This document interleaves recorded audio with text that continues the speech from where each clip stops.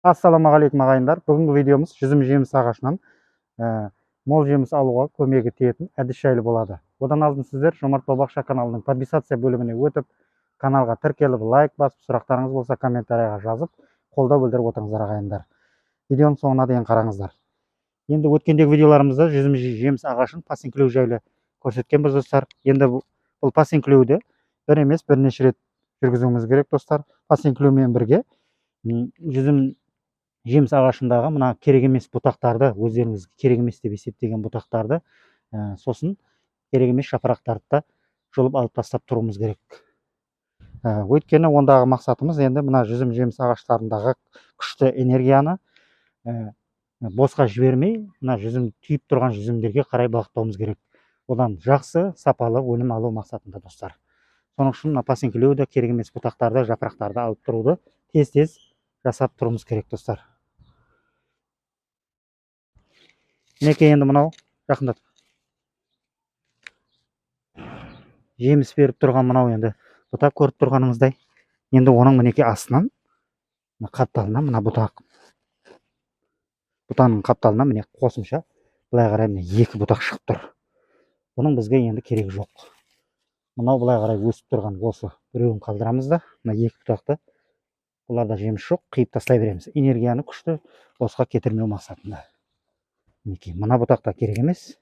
Енді мынау қалды. Мынау енді жеміс түйіп тұрған бұтақ. Енді оның астындағы бір, екі жапырақты алып тастаймыз достар.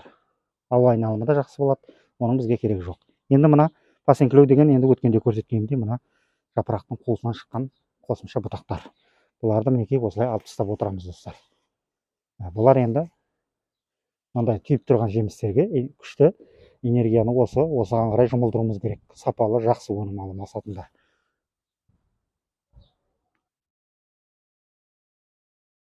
Достар, енді мынау көріп тұрғаныңыздай мінекей жаңағы жеміс беріп тұрған бұтақ. Енді мынау енді осыны енді біз болашақта енді осыны қалдыруымызға болады достар. Енді мынау қапталынан өсіп тұрған мына бұтақ, бұл да енді бізге керек емес.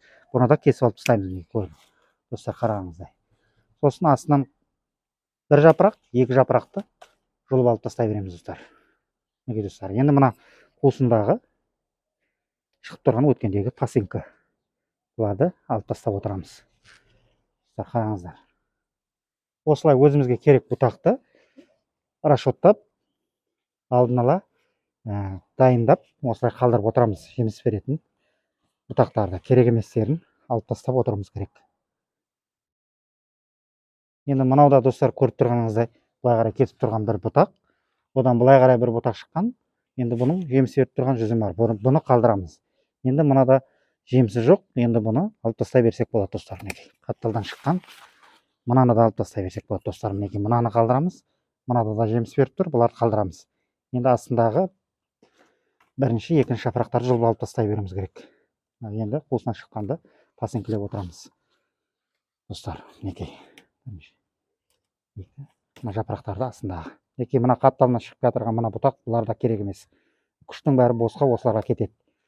Оларды осындай кезінде мінекей алып тастап отыруымыз керек. Енді жапырақтарды көп жұла беруге болмайды. Енді ертеңгі күн ысыған кездері өздеріне керек болады. Мына қатты жемістердің күйіп кетпеуін сақтайды. Тек астынан екі жапырақты жұлсақ болады достар. Осылай достар істей бересіңіз. Мінекей достар, мынандай болып, міне екі бұтақ міне қатарынан өсіп тұр достар. Енді мына біреуінің жемісі бар, біреуінің жемісі жоқ. Енді екеуі қатарынан өсіп тұрғасын, енді бұның біреуін қалдырсақ болады бізге. Болашақта енді осыны осылай ұзынына жіберіп, жеміс алу мақсатында. Мінекей мынаны жемісі жоқ, бұны алып тастай береміз достар. Көріп тұрғаныңыздай. Астындағы бір жапырақ жұлып тастасақ болады. Достар, барлық бұталарды осылай жұлып бара бересіз. Мына қуыстағы пасинкілеу. Мына жақтағы. Мінекей мынауда көріп тұрғаныңыздай, міне бір бұтақтан екі жеміс түйіп тұр. Бұның да бірінші, екінші жапырағын алып тастаймыз. Сосын мына қапталынан өсіп тұрған мінекей бұтақ. Бұда енді жеміс жоқ. Мына жемісі бар бұтаны қалдырып, жеміс жоқ бұтақты қиып алып тастай берсек болады достар. Осылай жасауымыз керек жемістерге. дер кезінде достар жақсы жеміс алу мақсатында енді мына энергия жемістің жерден алған күшті энергияны жаңа керек емес бұтақтарға жібергеннен мінекей осындай жемістерге қарай бағыттауымыз керек достар. Көріп тұрғаныңыздай пасекелеп. Осылай тез істеп тұрсаңыз достар, мына жемістерге күш энергияның бәрі жемістерге бөлініп, жақсы сапалы жеміс алуға пайдасы тиеді достар. Осылай істей беріңіздер.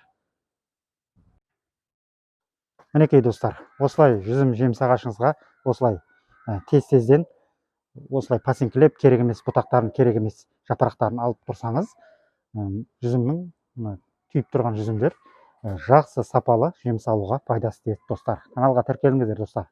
Видео ұнаса лайк басып, қолдау білдіріп отырыңыздар ағайындар. Аман сау болыңыздар.